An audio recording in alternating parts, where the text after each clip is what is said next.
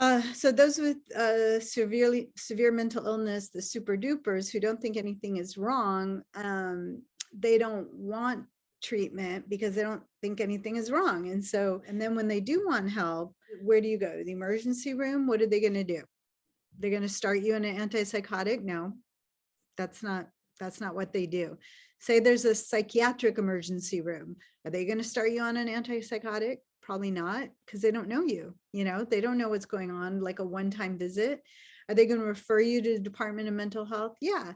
When is your, how do you get there? Well, it's a walk-in visit. You go to Department of Mental Health clinic, you do a walk-in visit, and they do an intake. The intake takes 3 hours. No one has that. First of all, they're waiting 3 hours. So nobody, if you're severely mentally ill, you don't have that patience. You don't have that ability to say, oh, this is going to be good for me in the long run. And so, and then to get a psychiatrist takes another 3 months. Like, kind of the biggest need is the need for same day access to treatment. So basically treatment available the day you need it at the time you need it. Santa Clara County is home to millions of people, right? San Jose itself is about 1 million people. And you think about all those other ones and you have one place. And when I say number of detox beds, I don't know the number of detox beds in there, but I want to say it's around 10. And I think the other place that you can go detox is for women, which is Mariposa. And I believe that the number of detox beds they have is under 10. And so you think about the county our size, and you think about the number of detox beds we have, and it is just not enough.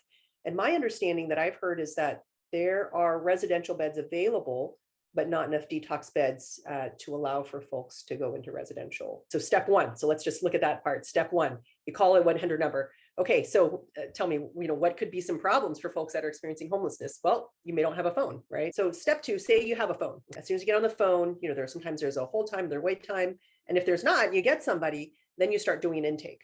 And I've actually, because my patients notoriously have historically had a super hard time getting into programs that they need to get into, I will often use my time as a doctor sitting there in the exam room. So instead of doing my regular doctorly stuff, I will sit in the exam room on the phone with them waiting. And so often I'll be privy to some of the information that I see happening. And so, I mean, they get transferred or, and so sometimes people get dropped in the middle of transfer. I've had that happen a few times where I've had to call back and then you've got to start right over again.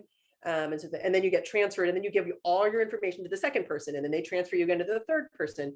And so often there's a lot of transferring. And at the end of the day, you're then said, okay, we are going to sign you up for this residential program. This is the phone number for this program.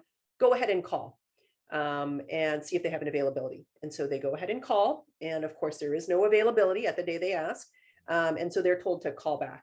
And my understanding is that you were supposed to call back once a day until you get in. And, or sometimes people will call you, they'll say, okay, or, I've had situations where, we've had people been told that, okay, so-and-so will call you. And, you get a call on your phone and then, they happen to miss it. I miss a lot of calls sometimes. And then when they missed it, they're screwed because that's it.